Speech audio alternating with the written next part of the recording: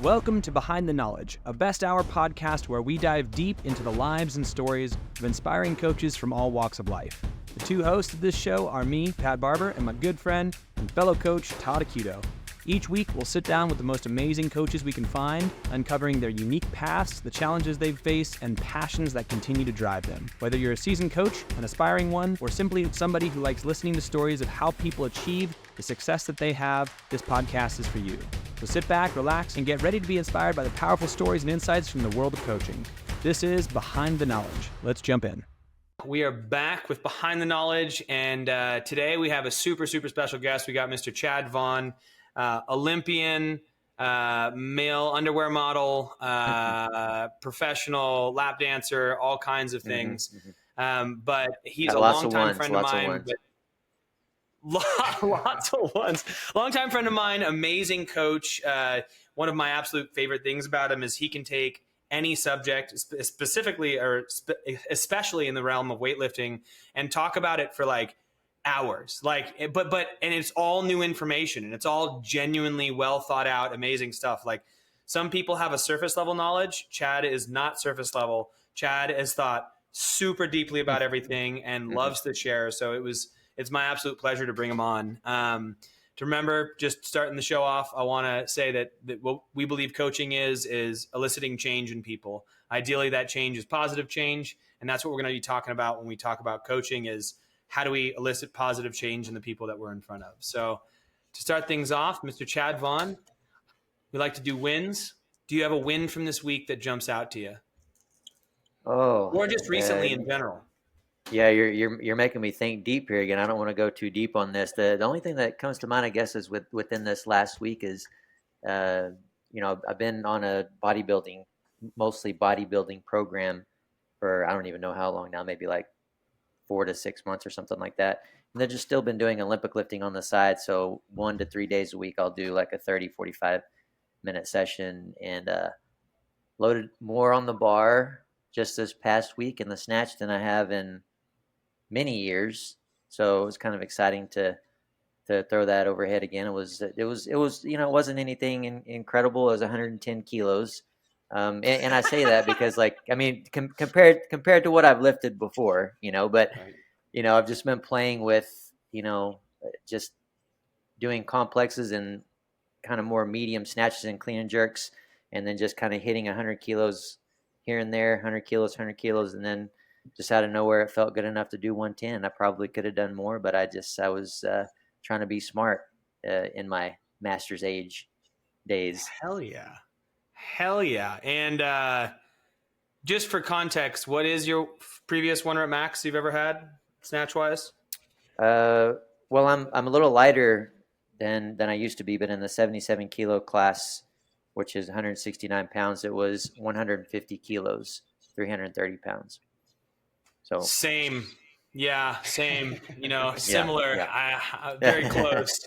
If anyone listening has not seen it, there's one of my favorite videos is they took Chad Vaughn and filmed him with a super slow-mo camera doing the snatch and the clean and jerk, I believe, at the old HQ. And that's online on CrossFit.com and on YouTube. And it's just such a beautiful piece of footage. It was long before they ever did like the hook grip stuff and all that. And it's like, if we're going to idolize somebody's mechanics, Chad Vaughn is most definitely one to idolize when it comes to moving well. So I highly recommend seeking that out. Well, that's an awesome win.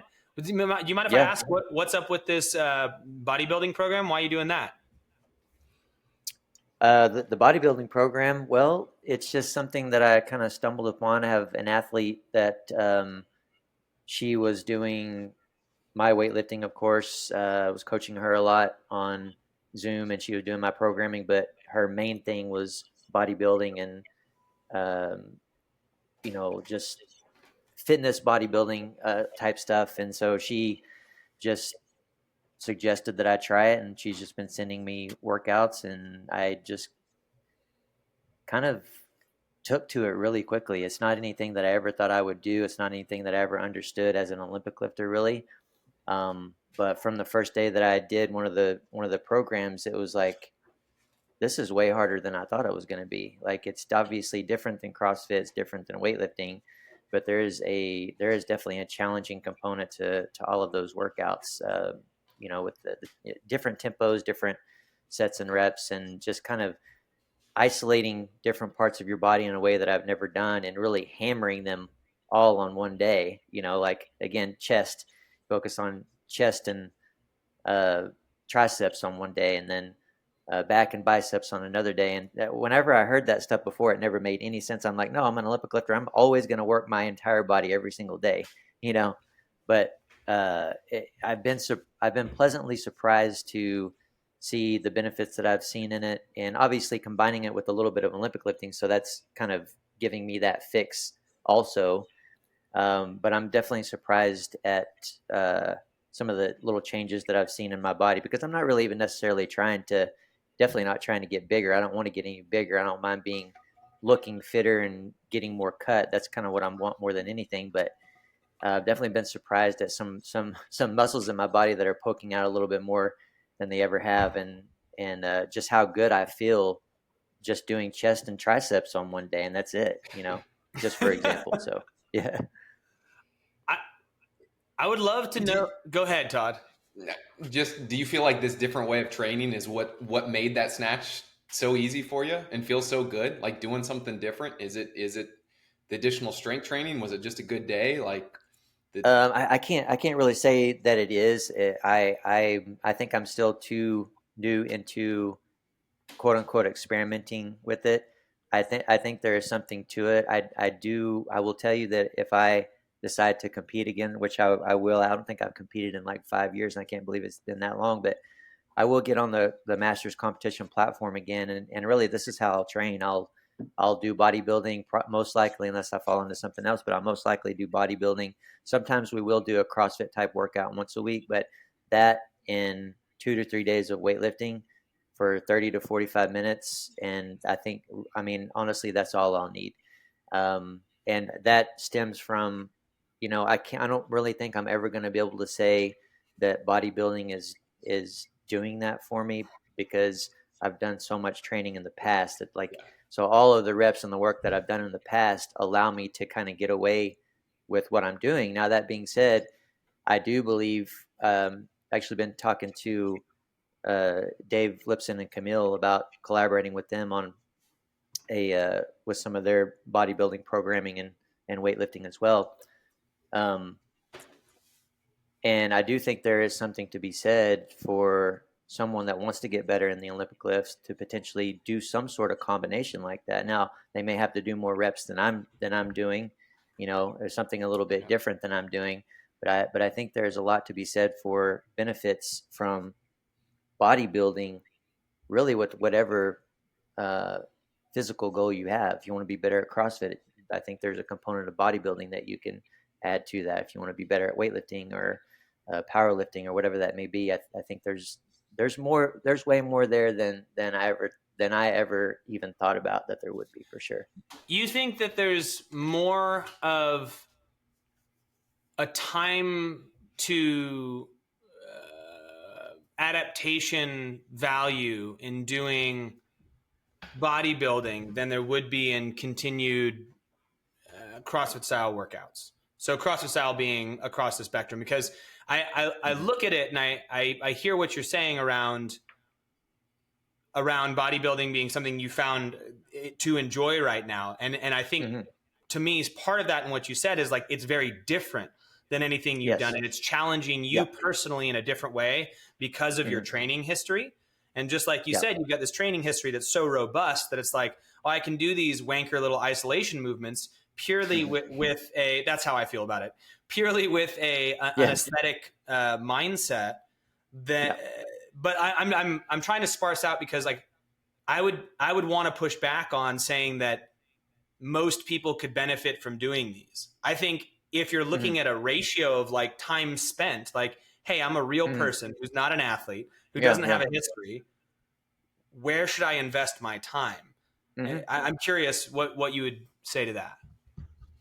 Yeah, absolutely. Where should you invest your time? And I have not been doing bodybuilding long enough. I don't know enough about it to say. And well, I will say what I do know about it is that I wouldn't want to just do that. Like I need to do Olympic lifting alongside of it. I need to get, I want to get those reps in. Um, I don't think that like, again, it's challenging, and maybe if I tried it by itself, maybe it would be enough for me. Maybe it would fulfill my need to go into the gym and do some sort of workout. I don't know. I doubt it. Um, but as far as the time that you're putting in, yeah, it's time consuming. I'm spending at least an hour, if not an hour and a half, getting through those workouts. And obviously, if I did a CrossFit workout, I could get a good kick my ass workout in 10 minutes. Like we know that, if we're talking about if I'm going to detail a little bit more, if I'm going to do a good quality warm up and maybe do a strength session and then add a CrossFit workout at the end, I can 45 minutes to an hour or something like that. I cannot say that there is not more bang for your buck with CrossFit. Like I love CrossFit. I've been around it too long. I've seen too much benefit from it. I would not, if somebody wanted to be fit and healthy and they had a certain amount of time each day, I would not tell them to do a bodybuilding program over a good quality CrossFit program. Yeah. I wouldn't do that. But if you have the time and you take to CrossFit, you want to be the best you can be at CrossFit.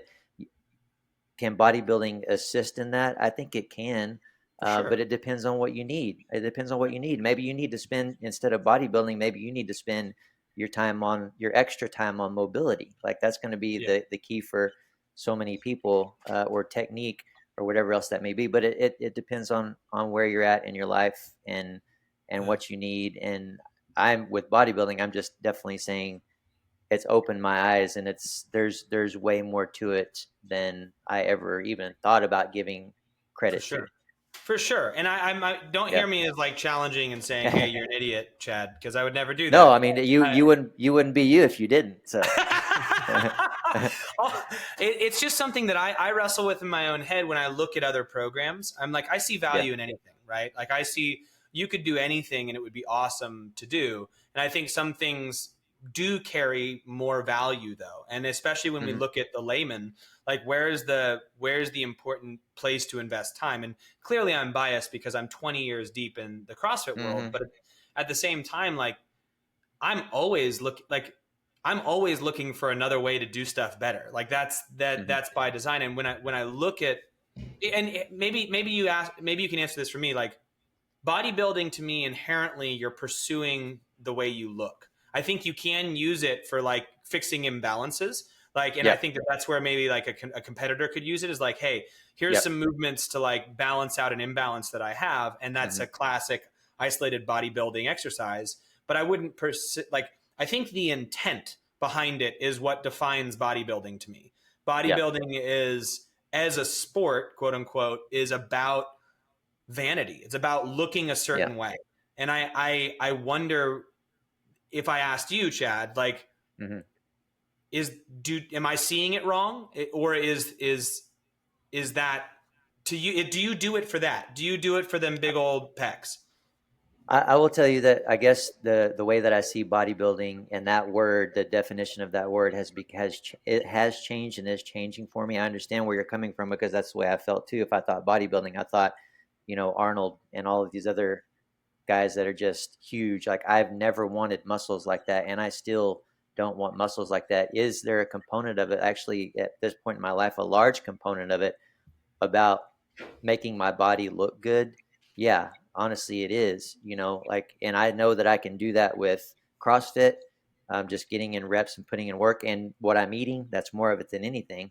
I can do that with weightlifting, but I can do that with the stuff that I'm doing with this quote unquote bodybuilding program too. And I guess it's like, I don't know, there are differences in the way that people use bodybuilding. One, again, if you're talking about like a fitness model doing bodybuilding, like they're not necessarily trying to be bulky and big either. They're just trying to be toned and they're trying to look good. So what I think in both those situations, I'm not talking about bulking big. I'm thinking in both those situations, the fixation is around what you look like. The fixation is on personal appearance. It is, and for me, that is a big component of it. But what I've learned in doing that is that I feel like it can be used for other purposes. I feel like there is a performance component to Right. that, absolutely. Especially, like you said, if there are imbalances that Yeah. can be um, cleaned up through that, or if somebody can just, needs a little bit more bulk in certain areas to create more stability, you know. Right. Um, so Yeah. Fair. Fair. I, Funny that we've had Chad Vaughn on, the Olympic lifter, and we've got into bodybuilding to start I everything off. know, Good yeah, call. yes, Did you have amazing. any questions on that? no, man.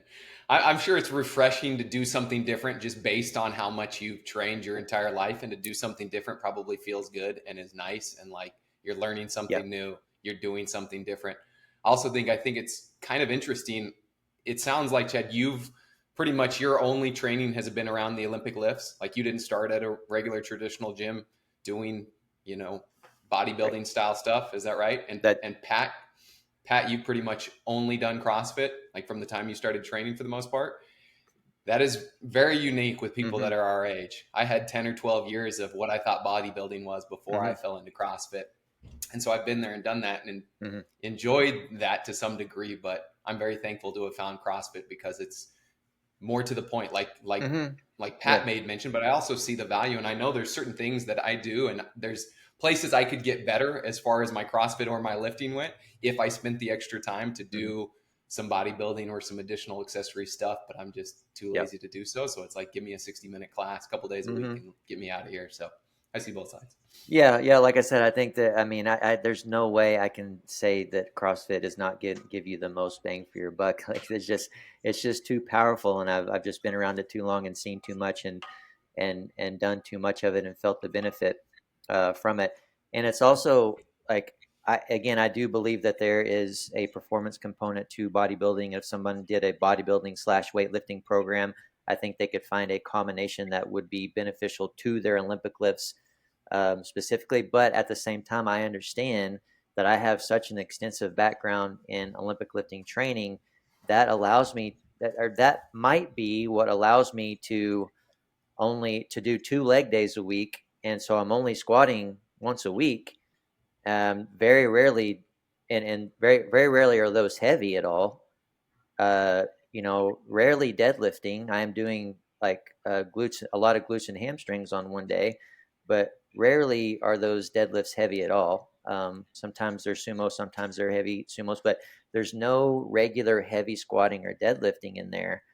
But yet, when I'm Olympic lifting, I feel strong. Like, and when those heavy days, those heavy opportunities do come up, I'm still squatting a decent amount of weight. I'm still deadlifting a decent amount of weight, and that's from, again, my background in combination with Yeah. the repetitions that I'm getting in.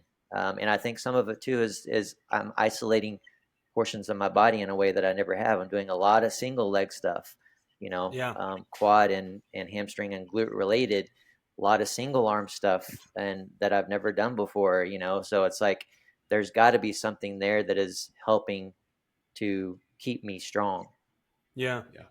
Yeah. I mean, it brings up an interesting point of like programming priorities. And when you look at your history, I think your history really sets you up well to do whatever you want afterwards, right? Yeah. Having a strength Mhm. foundation like that, like if you've squatted, pressed, and dead, throughout your life, and then you take in the coordination of the clean and jerk and the snatch, and then Mhm. you're like, I want to add another training program in, and you're 20 years down Mhm. the road, it's like you can do whatever you Yeah. want. So you want to go run marathons, go run marathons. Like layer that on to a Calm down foundation, on that now. I don't know about that, Pat, but but layer that onto a foundation that's structurally sound, which is what yeah. happens when you physiologically stress a system using external loads like that, like, Mhm. and do it across those different patterns. It's like, I don't know. There's something to be said for the foundation that you have being so Yeah. important. And I feel like sometimes people do that backwards, where they're like, let me do these individualized things, never having built a foundation. And I'm like, whoa, that seems silly. But Mhm. I don't know. Maybe I'm the doofus. I want to Well, know. it's funny because I see, obviously I would do a lot of my stuff at Planet Fitness, which I never thought I would work out at Planet Fitness, but I love it. It's just a different environment for me, and just obviously seeing a lot of different people in there doing different things. And just side note, a couple things that I notice is most all men in there are never do legs. Yeah. And I don't hardly ever see any women in there doing anything but legs and glutes. So it's like they're in there doing two different things, and it's so interesting. And I see the same people in there on a regular basis. But anyway, I've had a couple of the men come up to me and like, man, you're doing. I see you doing these legs all the time, like your quads. Like, how'd you get those quads? Like, and it's like they expect me to answer with Bench press like, or oh, strict press. I've just been bodybuilding for a couple of years. No, that came from Olympic lifting for all my life. Yeah. That's where those quads came from. So it's interesting how people perceive things and everything. But Well, but I think that example alone really highlights the culture around training in the world. It's so much centered around physiology and the way you look rather than the capability of it.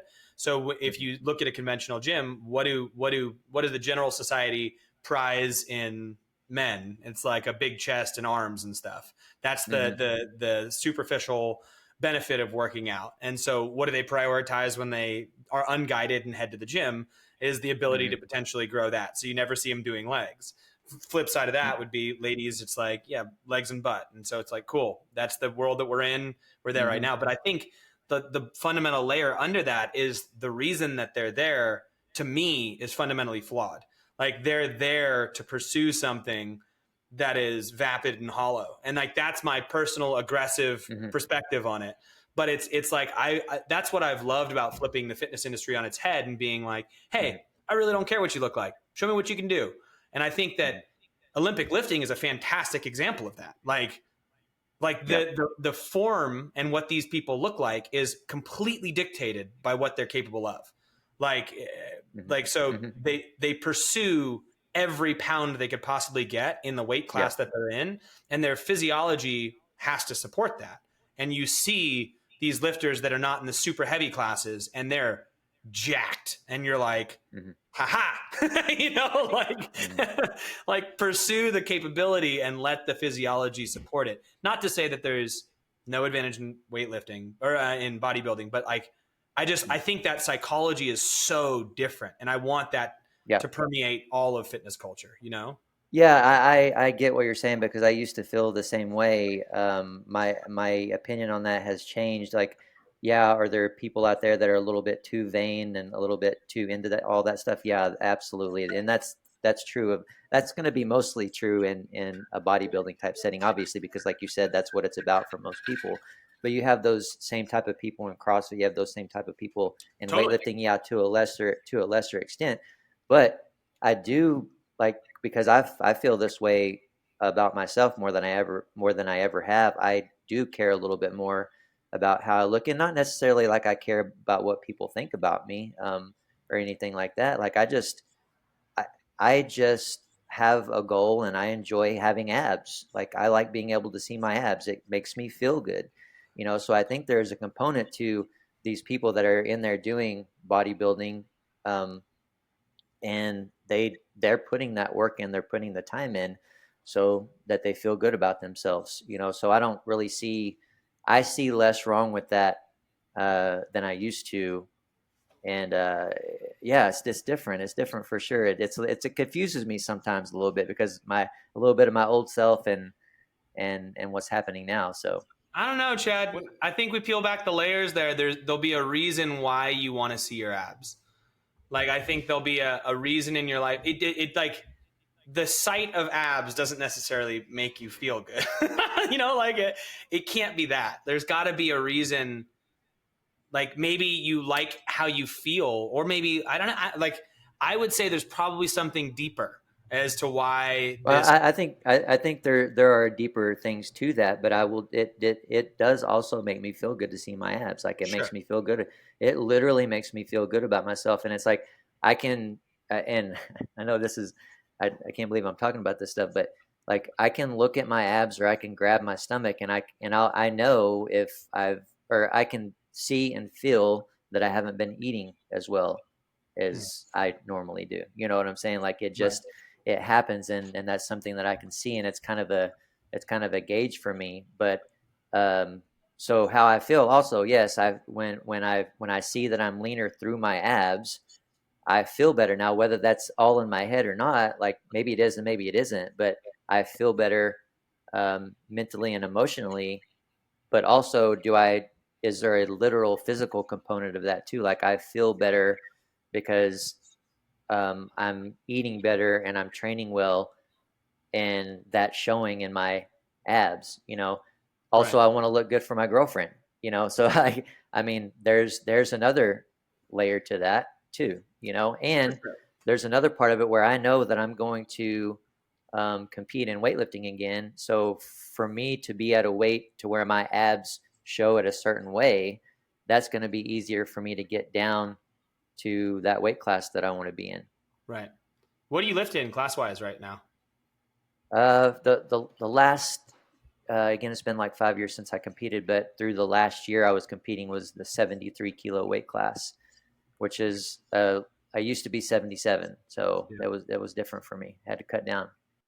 Are you a CrossFit coach who's feeling stuck in their development? You're not alone. Many coaches lack good guidance when it comes to how to develop as a coach. They either don't have strong examples they find themselves around, they may lack support from their gym owner, and they just feel unprepared going into their next credential. That's why we made the Knowledge Pro, to fill that gap. It's a mentorship program built for coaches like you. It uses the Knowledge Daily, our comprehensive video library, as well as extra content that we put directly into the Knowledge Pro on our live weekly calls twice a week to mentor you and get you to the next level of development. We've got progressions, we've got scales, we've got one-off tips and tricks, we've got full coached classes by level 4 coaches so you can see an example of what it means to do this job well. All of that will also be walked through each week on those live calls, so that you have a soundboard to bounce off of and a group of coaches looking to be better to help support you in your endeavors. Coaching isn't just knowing what to do, it's also knowing how to do it. And that takes 2 things. 1, an example, and 2, practice. Practice is on your end. You got to go out there and do it. We can help provide that example and the support with the Knowledge Pro. If you want to know more, click the link below and give the Knowledge Pro a shot. I look forward to seeing you on one of the next calls. Okay. All right. Well, let's get into your coaching journey, man. Like, when did you first start coaching? Like, when was what was your first coaching experience? First coaching experience really was while I was still training hard and heavy, and I'm trying to remember the year, maybe, I don't know, maybe 2006, 2007. I just had a couple training partners that I started writing their programming, and I started, you know, kind of giving them cues and coaching them a little bit here and there. And it was more of a training partner type thing, but that's where I started, was first exposed to helping other people in that way. I did program for myself for most of my career, which I mean, I think I always did a pretty good job, but it was like, I don't know why I took that on. I was like probably 20 years old, and I'd only had, you know, 3 or 4 years of Olympic lifting experience. And I did learn a lot from the coach that I was working with, and he still mentored me throughout my entire career. But I don't know why I thought I needed to take that on, but I did. And obviously I learned a lot from it, and I still, you know, use all of that experience and knowledge that I did with myself on other people. But started coaching more regularly in 2010, early 2010. I had come across CrossFit in 2008 as I was training for the Olympics. That coach that I was talking about, he had just started coaching CrossFit or weightlifting classes at a CrossFit gym in Plano, Texas. And I think CrossFit Plano is maybe the first affiliate in Texas. I can't remember. It's one of the very, very early ones. Yeah, early. But anyway, he started coaching CrossFit or coaching weightlifting classes there, and he told me to meet him at this CrossFit gym. I was like, well, what is this CrossFit? So I show up and walk up to in the little shopping center, and I could see with the windows, and there were people in there doing. I still think they were trying to snatch. I'm not sure. It was some sort of ground to overhead action, but that was probably me trying to snatch then in 2008. Yeah, ground overhead. Yeah, that's it. That was. But you know that there was this class like 15 people like snatching. I'm like, what's going on here? You know, never seen that many people snatch at the same time like that. So I walk in and start doing my weightlifting workout, and of course it takes me at least 2.5 hours because back then I wasn't exposed to CrossFit, so I'm not in the Now I stand up all the time. Back then I would sit down between sets, 3 to 5 minutes. It took forever. But anyway, I stayed there and did that whole workout. And there was a couple of people from that class that I walked into that stuck around and watched me the whole time. They wanted to ask questions to my coach. They wanted to ask me questions, and they were just very eager to learn about me and the Olympic lifts. And I was like, well, I've never gotten this amount of attention for weightlifting. I like this CrossFit thing. And so I was immediately drawn to the CrossFit community for the attention, because again, weightlifters just never got it before. So I was like, hey, somebody's interested in what I'm doing. They know what I'm doing. Like before then, I remember getting into so many elevators, and I say so many, I mean, probably it literally happened probably 5 times in elevators when I was at competitions, and like, oh, hey, what are you doing here? Or what do? You look fit or whatever. I'm a weightlifter. Oh, so you squat or you bench and you deadlift or whatever? No, I'm an Olympic lifter. And I had to tell them what the snatch and clean and jerk was. And I say, actually, I have the American record at 190 kilos. And I said, that's 418 pounds. And they said, oh, or like I would have this conversation, but one of those conversations, the guy says, oh, I have a friend that can bench press that. So they weren't impressed with the 418 pound clean and jerk because they didn't know what it was. They were relating it to this bench press, but anyway, but the eagerness too, like from the CrossFit community that I saw on that day. Obviously I was in the middle of training for the Olympics, but I remember thinking on my drive home, like, maybe I can get into the CrossFit community someday. I'd never wanted to be a coach, didn't want any part of it for some reason, but I was like, maybe I can help in some way. And my mind just went to teaching. Like, again, I still have a hard time calling myself a coach. I feel like I'm more of a teacher. I think we've talked about that before, Pat, but, I remember that day or driving back thinking like, I'm going to probably try to get into the CrossFit community, maybe coach some classes, teach some classes at some local gyms or something like that, like my coach Richard was doing. And so finally that came back around in early 2010. I went and took my level 1 certification in January of 2010 and started coaching at 2 or 3 different local CrossFit gyms, and the rest is history. Hell yeah. Now, so you were doing your own programming, but you had started with Richard as your coach. Yeah. What did that look like?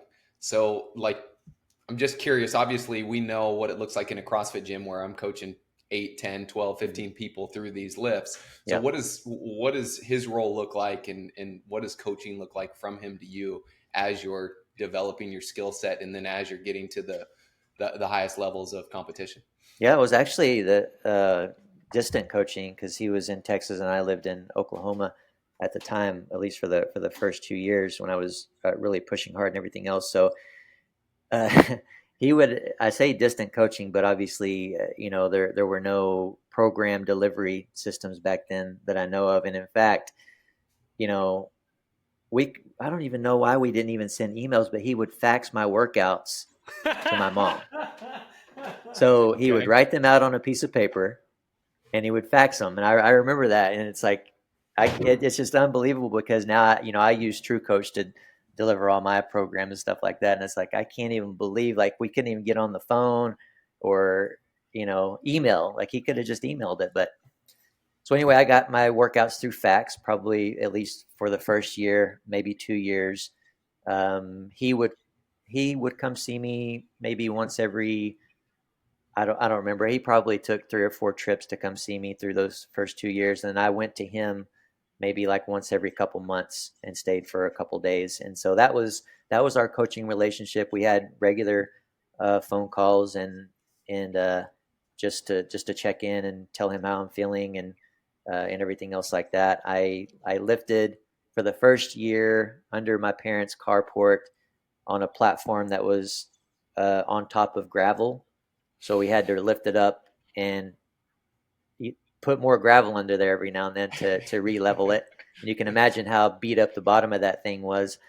And then before that, I the first couple workouts that I did actually with Richard coming there to see me, I didn't have a platform yet. So we lifted in the backyard. He brought a bar and plates for me to borrow for a while. And I squatted on so 2 fold out tables I put long way on that I walked in between, and then I put 2 chairs on top of that, and that's what I set my my bar in to squat out of that for the first couple workouts. But eventually moved into a, a building that we built out back and got going a little bit better. But That I'm so confused as to how did you choose to do weightlifting? Like, how did that happen? Because it looks like you were very ill equipped to get going. So how are they yeah, like, yeah, let's train for the Olympics? Like, yeah. Well, so what? I when that happened, that was my first year out of high school. So I had just graduated, and through those first couple months, I think, or maybe like within the week after graduating, I think Richard made that trip and brought me the equipment. Before then, I was training in our field house, uh, where we did all of our training for football and other sports and stuff like that. But when I was a sophomore in high school, I had a young coach move in, and at that time in Oklahoma, Texas, basically everywhere, nobody was doing the Olympic lifts in high schools. I mean, maybe somewhere, but it was very rare. We were just doing squat, bench, and deadlift, and plyometrics basically is all we were doing. I remember doing a bunch of curls too. Hey, we were doing bodybuilding stuff back then. there you But go. but I say that he was young because he was young enough to be open to the Olympic lifts, and so he was learning them as he was teaching them to us, and so we did them through my sophomore, junior, and senior year. I took to them pretty quickly. You know, even without the Olympic lifts, I was a gym rat. I loved being in the gym. I remember literally being sick a couple times, staying home all day, like throwing up and stuff, but I still went to the field house last hour. I needed to be in the gym even back then. But so I took to the Olympic lifts quickly, and he wanted to take me to a competition after football season my senior year, and we drove down to Texas, and that's where I met Richard and Spoon Barbell Club, who I still lift for to this day. And so like I said, I was just training there up until that point, and then Richard obviously knew that I didn't have any equipment, so that's when he drove up and Rad. let me borrow the weights and coach me. Rad.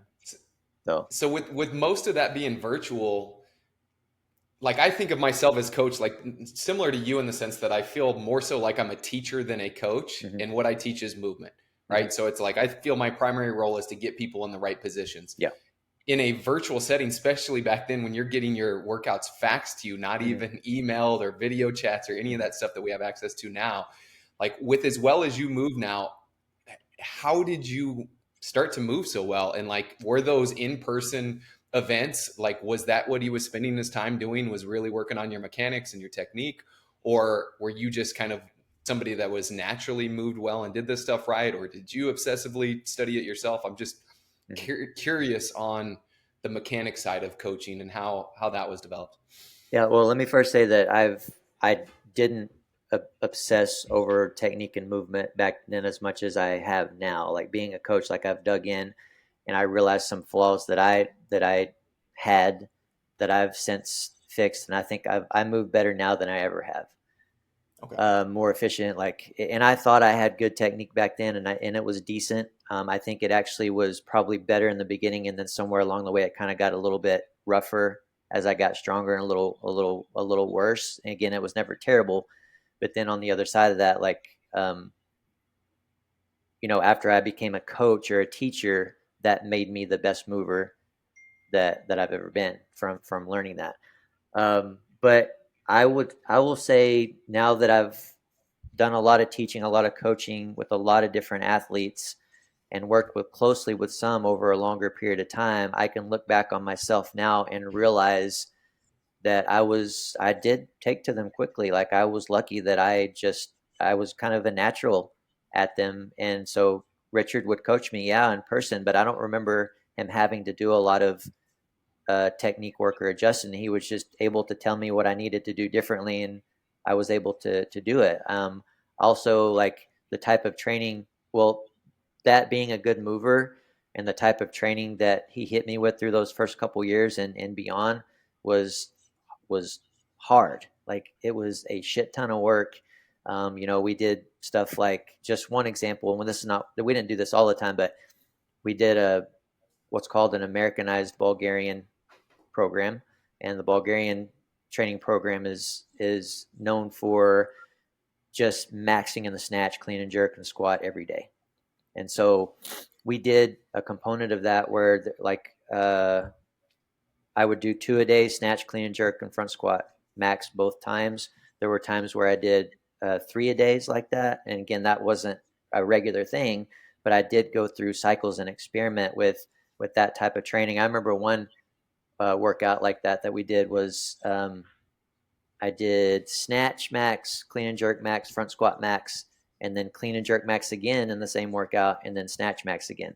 So, but that's one example of a type of programming that I did. But then other than that, it was like, these hard pushing squat programs that I did, and deadlift programs. And when I say deadlift, I'm talking about snatch deadlift and clean deadlift and pressing programs that I did. And I stayed relatively injury free, and I moved well. And what I'm getting at is that, like, I now know that's because I had good overall mobility and I was a balanced athlete. And so the problem with a lot of athletes that I've come across, and why I understand that they can't naturally move as well as me or handle high volume, is because they have mobility limitations and or imbalances. And realizing that of myself, uh, after being a coach and a teacher in the community for a while, was pretty eye-opening. And I think why I've become so, as a teacher and coach in the community, my greatest passion is probably mobility. So for that reason. So that's awesome. I'm curious to know. So you just kind of naturally were gifted with your movement, was able to handle the volume and load. And obviously when you get into CrossFit, you see a lot of people that haven't been doing this their entire life, and you see the need for positions and mobility and all the rest of that. So like, how has your coaching evolved from what you experienced coaching to be from Richard? And like, what is your focus now? If you see that, you said you're most passionate about mobility, like when you have the opportunity to coach athletes, what does that look like? Like, are you writing programs? Do you see people in person? And then how can you apply that? Like, how can you scale that to bigger groups like we sometimes have to face, or most of the time have to face in a CrossFit gym? Yeah, I guess the first thing that I will say is that I think the difference now, I don't, especially the time that I spent with Richard when I was younger, is a time when weightlifting was unknown. It wasn't popular. So there wasn't, if he was training me when I was visiting him in Texas, there was there was sometimes like 3 or 4 other people in the gym, but he was probably not coaching but one other one, if that. So he wasn't handling a large number of people at one time. And I think the difference in weightlifting coaching then is that, yeah, there were a lot of athletes doing, or a lot of people doing weightlifting, quote unquote, recreationally, but a lot of the athletes that were being coached were talented. Yes. Like they had, a sufficient amount of mobility, or a decent amount of mobility, strength, and all that stuff. And so the coaching that was going on back then is completely different to now. And I think, because out of necessity, I'm not saying that they weren't great coaches back then, but they were coaching in a way that they had to. You rise to the occasion, like, right. So now I feel like coaches, and I will say some straight up CrossFit coaches, especially now, especially in 2024, are way more equipped and better overall educated coaches than I've ever seen. I'm talking about in weightlifting specifically, for the Olympic lift specifically, because of the demand, the need for it, because it's just so much more popular. And these coaches back then, they were coaching the Olympic lifts. Like they weren't like, none of them that I know of were digging into mobility. They had any like, hey, and even if they felt like somebody needed mobility, maybe they had a few tricks up their sleeve that they could pull out here and there if they need to. But for the most part, you just had the mobility that you had, and we're gonna just lift. You're gonna deal with it, But me coming into this community and learning pretty quickly, like, hey, I'm coming across people of all different shapes and sizes and abilities and ages and everything, you know, and these people that have never done the Olympic lifts before, or they've been doing them a certain way for a number of years. And how my initial focus, I remember the first time that I coached was a PT session, like one-on-one, and it wasn't just my partner, my lifting partners. It was, you know, a paid session. The first time somebody paid me to coach them, like, I didn't know how to coach. I didn't know if I was going to be a good coach or not. All I knew is that I've done this for a long time, and as I've competed through all these years and gone to all these international competitions, at that point for 10 years straight, I'd been to 2 or 3 international competitions a year. And I did study other people, like or not necessarily study them at that time, but I watched them. I watched them in the training hall, squatting and snatching and clean and jerking, like how are they moving? And I watched them out there on the competition platform, and I was interested in that even back then. And so their movement, elite level movement, was ingrained into my brain. And so all I knew to do with that person that was in front of me for the first time is to try to make them move in that way. So if they couldn't, like, okay, how can I do that? And so had obviously had to come up with cues and tricks and stuff that I learned from other coaches. Yes, some of which I learned like, oh, that's not a good idea, and some of it was like, oh yeah, that's genius. But a part of that pretty quickly became, hey, these people just aren't. They don't have the ability. They're just not capable of this position for whatever reason, or this depth in the squat for whatever reason. So what's the answer to that? And that's where my mobility passion came from. That's actually Yeah. oddly similar to my upbringing in coaching, of having to watch thousands of reps behind a camera, to the point where like I had no idea how to get people to do it, but I knew what it Yep. looked like. And Yep. which is actually brings up an interesting point when it comes to coaches in today's day and age who coach at a facility or who are coached by a coach who's not as good, or they don't hold as high standards. Their perception of what good movement is, to me, feels slightly skewed because they've never experienced what that looks like. And it's so they come in and they're then having to, once they start coaching, not only figure out how to get people in better positions, but they don't know what the good positions look like. So it's like, it's almost one of those things where we want to get tons of visual exposure of good movers before you even have any context for what that is, to where you just get it burned into your retina or the back of your retina of like, this is what I need to see. I don't know how to get them there or why it needs to happen, but I'm going to try from here. So that's oddly similar. Sorry, by the way, for the camera, my camera overheated, which has never happened before, I swear. And Hey, I just put out some fiery energy, Pat. That's, Yeah. you know, you should have known that. that was So hot. So hot in that here. was it right there. What were you going to say, Todd? Oh, just yeah. I think it's really, really cool, like to your point, Pat, that in Chad, to be able to see those good shapes and positions that you saw with the years of competing at the highest level, and then being able to take that concept and those shapes and those positions and going back, and now you're working with somebody who's, you know, probably like me, a 40-year-old such and such that hasn't done this ever before. You're like, wait a second, that's not what it's supposed to look like. But because you had that background, you knew what it should look like, and then you start experimenting to get them there. I think there's a lot of coaches out there that don't have that example in person. The benefit nowadays is that there's so much stuff online that if you want to, you can look for and see and obsess over that stuff and get as much context as you need to. So interesting to hear just the journey and the evolution of coaching in general. Well, yeah, and there's and to me, it's important for you to feel it as well. Like, so I believe if I'm teaching a group of coaches, I want them to move as well. And I mean, they know that they're going to move if they're coming to a seminar or whatever, also, because they're usually there for themselves too, to an extent. But I believe if you're a coach wanting to be a better coach, you need to move. You need to be an athlete as well. I think that's going to make you a better coach. I think if you want to be an athlete, you don't have to coach if you don't want to coach, if you don't have that passion, but for you to watch other people and actually try to help them a little bit and, you know, pay attention to what they're doing, that can help you be a better athlete as well. So I think it definitely goes both ways. You said that early, like early in your career, like once you started coaching, you started thinking about what you did that allowed, like once you started coaching other people, Yeah. that allowed you to start experiment with yourself more. And I found the same thing. And it's like most of my coaching has come from me trying to figure out how to do a thing.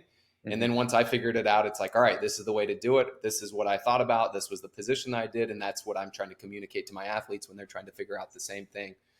I'd be curious to know what you could try to take and deliver to coaches that come to your seminars or workshops, and like what can they take away to be able to teach your concepts and your information to a broader scale of athletes, like a big group. Obviously you just made mention that you want them to move too, so they know how to move and they can feel the positions and things like that. But there obviously the ins and outs of Olympic lifting is important, and I know you're educating and teaching that. But is there anything else, like tools and tricks that you give that, like, hey, here's the information, yes, that's part of it, but how do I deliver it to group of 12 people? Is there anything that you provide as far as insight there? I just want them to understand the deepest basics of the Olympic lifts. And again, a part of that is mobility. Along with mobility, it's understanding, like, if you continue to let your athletes squat to partial depth, they're not ever going to be as prepared for the Olympic lifts as they could be. The lower you can go, the more weight you can get under. And if you're never seeing your lowest position in your squats, front squats, back squats, overhead squats, you're nowhere near as prepared as you could be or as mobile as you could be in the bottom position. That also, when you're squatting to full depth, every single rep that you do, you're working on your mobility as well.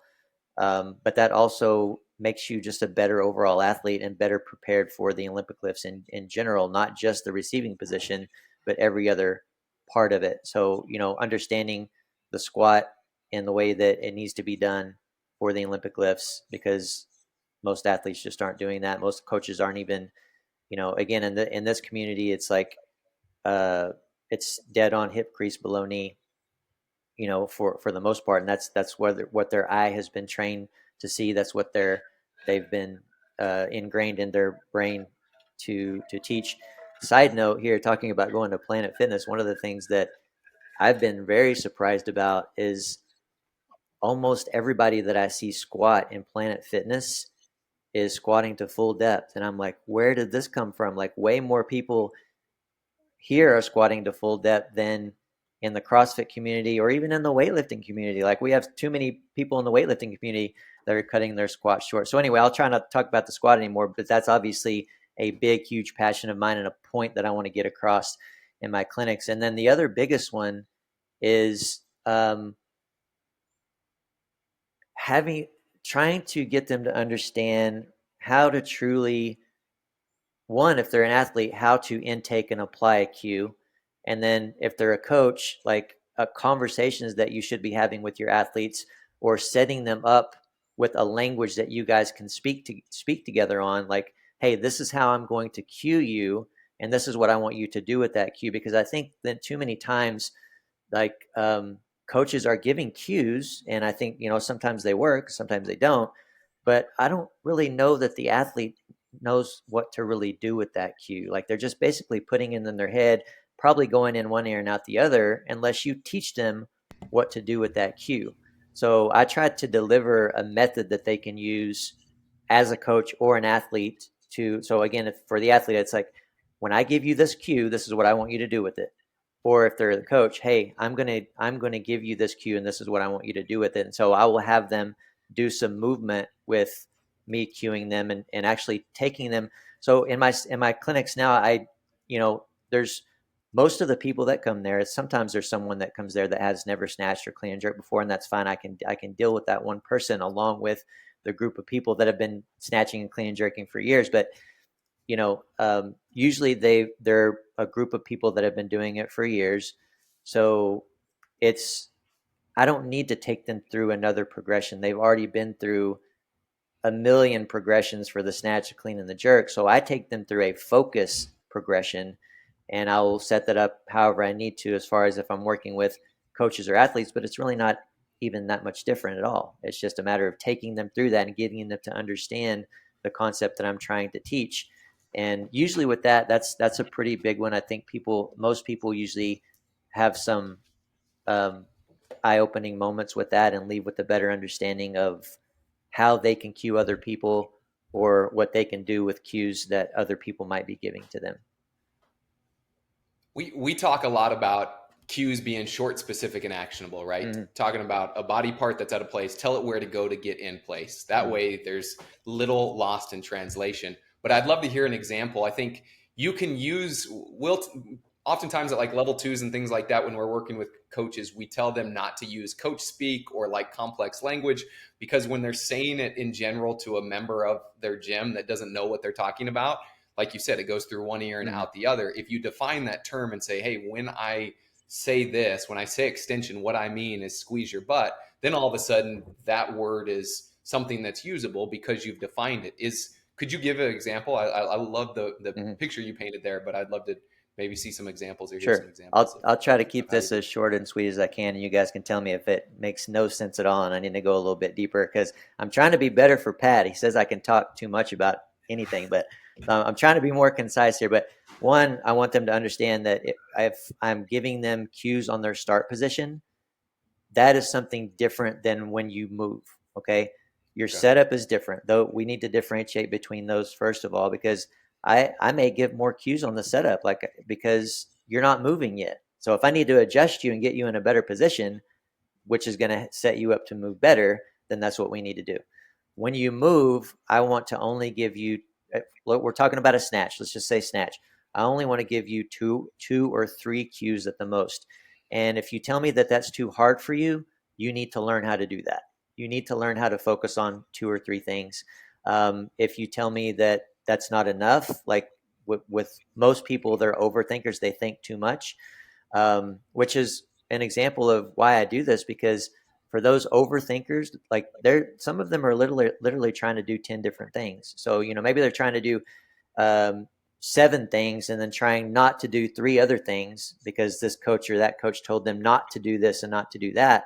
And so if I give them a cue and I don't have this conversation with them, they're just going to add it to the list. And I don't want them to add it to the list. I want them to have a framework to be able to replace a cue that I'm giving them. So when it comes to the movement of the snatch, I want to cue them and get them to understand that I'm cueing them on 2 or 3 different areas of the lift.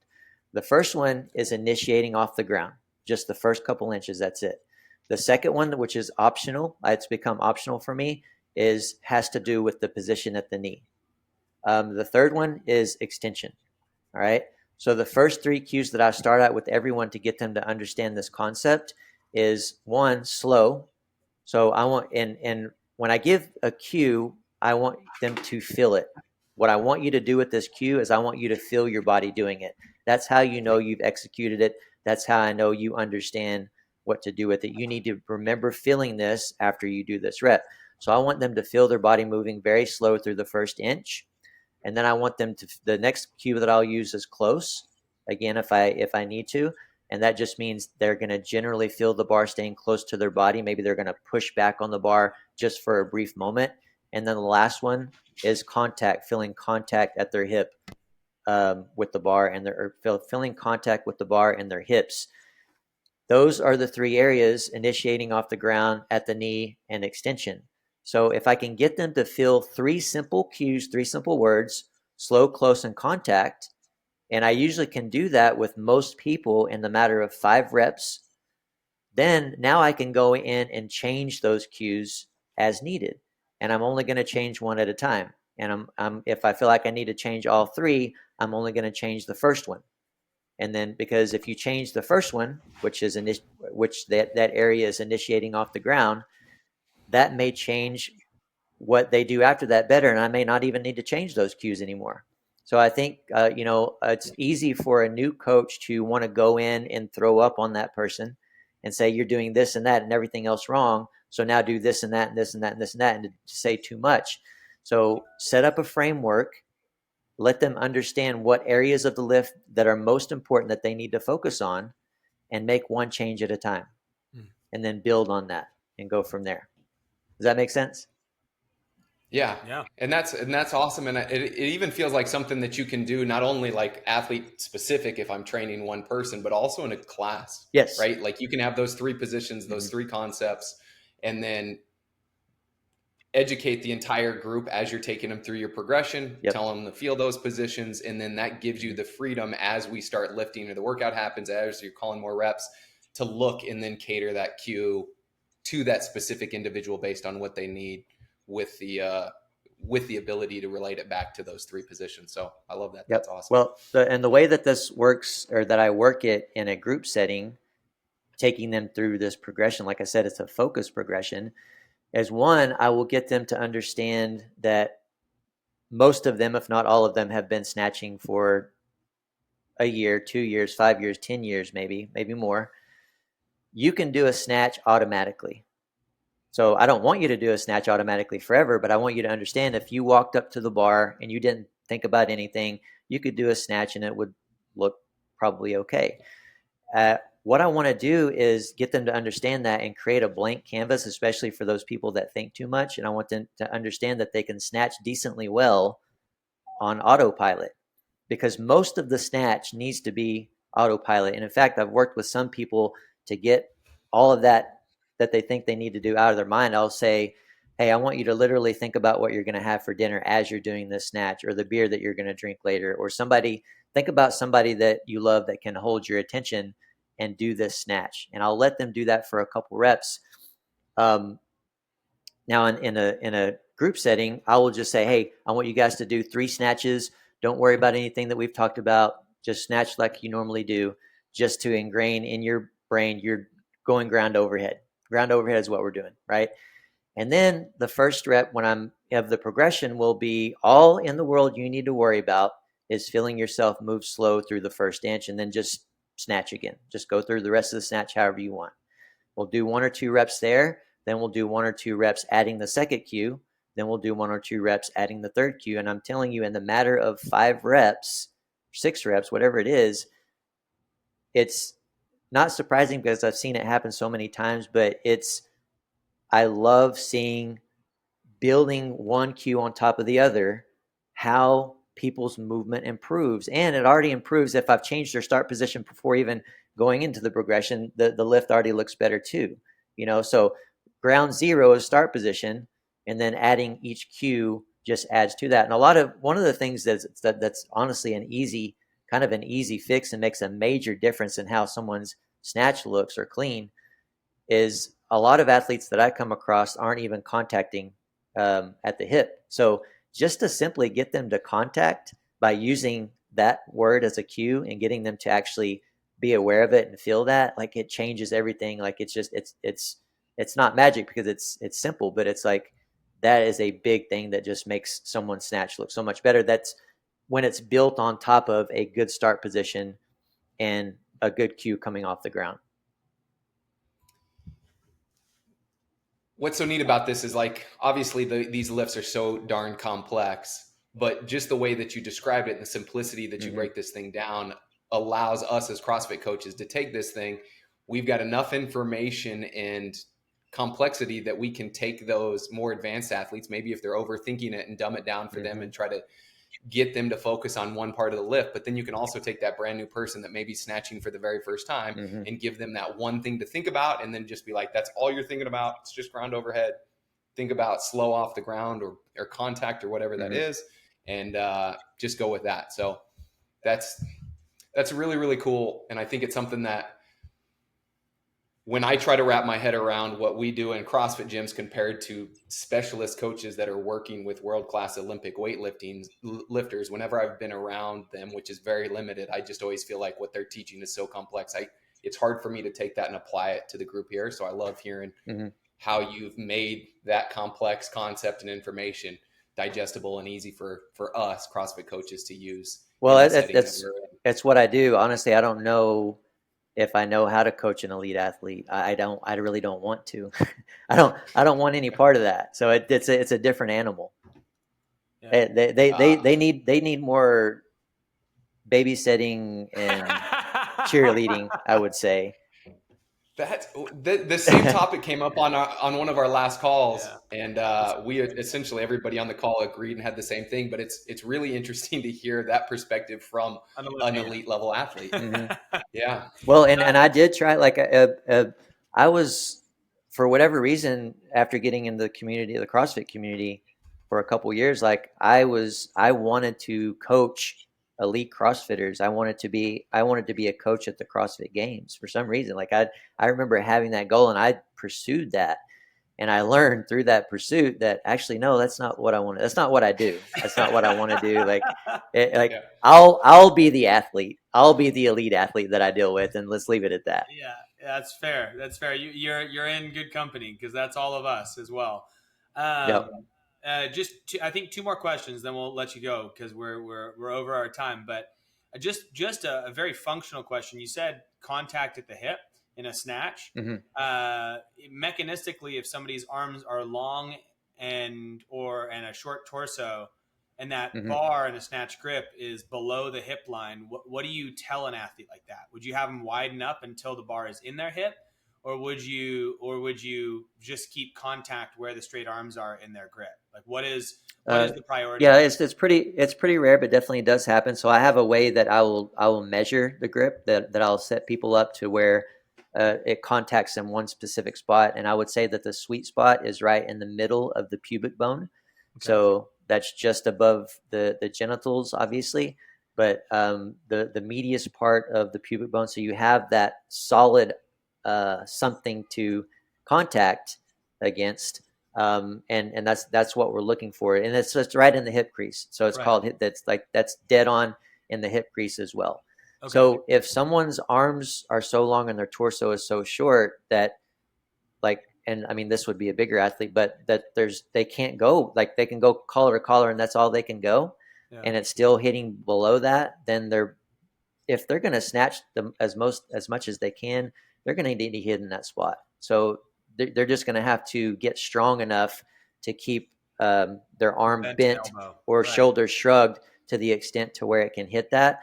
If it's an athlete that's kind of smaller and there's more bar that they can use, I will put them out to that grip if at all possible. And what that Got means it. is that as long as it's not, when it's overhead, it's not setting only a couple inches above their head and they have some safe distance between the bar and the top of the head, then I will put them there. And if they say, I feel really weak here, my wrist hurt, I will be like, okay, get used to it. Get some Yeah, get reps in. stronger. Yeah, Let's there we go. let's get your wrist stronger. Let's get your upper body stronger with that wide grip. Let's use it with overhead squats and stuff Got it. like that, because you're going to benefit from this sweet spot. So for you, the priority would be arms wide enough to hit the position at the hip.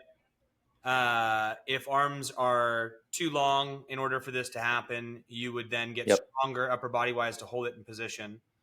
And that's the order you would go. Yep. Okay, that makes sense. I'll Yep. text Maliolo and tell him to suck it up. Yeah, right. Yeah. Homie's Yeah, got the he longest is one arms of in the those world. examples. Yeah. He is. I remember working with him and seeing that. Yeah. And you're like, oh, your arms are dead straight and your collar to collar, and that's still mid thigh. That sucks. Yep. I know. Like Just I'm above like, the knee, right? hey, I'm stumped for the first time. I'm stumped. I don't know what to do with you. That's great. All right. Well, last question. If you were to go back to your beginning coaching days, and you're like, hey, I'm going to offer myself one piece of advice as a coach to maybe mitigate a pitfall or to avoid something that you had to experience that maybe wish you didn't. What's the piece of advice you'd give yourself of like, I wish I knew this sooner, sort of deal? Yeah, I guess. I mean, I wouldn't say that I was ever arrogant and that I was a good coach. I was just ignorant with a lot of stuff, and I think that I thought that I was better than I really was. But to go along with that, I think I would tell myself. Well, I guess I would tell myself, you don't know as much as you think you do, and I would tell myself, hey, start to learn about mobility right now, Yeah. because it Okay. took me years to kind of get into that. And like, I mean, I got into it pretty quickly, but I didn't really dig into it. And I wasn't open to the information that was being put out, honestly, because it was coming from K-Star at the time, Kelly Starrett. And I love Kelly now. I'm a huge fan of him. And basically everything that he was saying back then, like, I have fallen into, and I'm like, yes, I should have been listening to him. He was genius. Like, I think he was ahead of the time. but he was saying stuff that bothered me. Like he was saying these things to elite weightlifters, like they need to be doing this and they need to be doing that. And I'm like, you're not even from the weightlifting community, you know? So it just kind of, it was a turnoff to me, and I stubbornly pushed it aside, but he was right. He was absolutely right in what he was saying. And I wish I would have listened to him sooner. And I wish I would have like dug into like learning about the mobility drills that he was doing and why sooner. Yeah. That's a great statement. Yeah. Where can we find you, Chad? Where can people come get you? Because I know Instagram, you have Barbell Mobility. I know you got that epic Barbell website. Mobility. Yeah. Instagram at OllyChad, OLYCHAD. That's, you know, you can send me messages and ask me questions there. That's where the easiest place to contact me. I've got a lot of different things going on. Like my biggest thing is online coaching, writing programs for people, either giving them general programs that I have in my back pocket, or writing programs for people and doing video review or Zoom sessions. I have a number of different programs out there with I have a program with Squat University out there. I do have Barbell Mobility, barbellmobility.com, as you mentioned there, Pat. I just got a lot of different things going on. Hell yeah, Chad. Well, thank you for sharing your time with us. We've probably got a lot more we could go into coaching, so we'll have to do it again sometime. But for now, thank you, bud. Absolutely. Thank you for having me. Appreciate it. Yeah. Thanks, guys. Enjoyed it. Thanks for checking out this episode of Behind the Knowledge. Now, if you want help developing your coaching and to learn from us directly, check out The Knowledge Pro. There we host live calls with our coaches every week where we discuss content together and work on skills to improve our on-the-floor coaching ability. To learn more, you can head over to besthouroftheirday.com/theknowledge. And if you found this content helpful, we're going to be releasing new episodes every week, so subscribe to the podcast and share it with a friend. Thanks again for listening, and we look forward to seeing you again next week.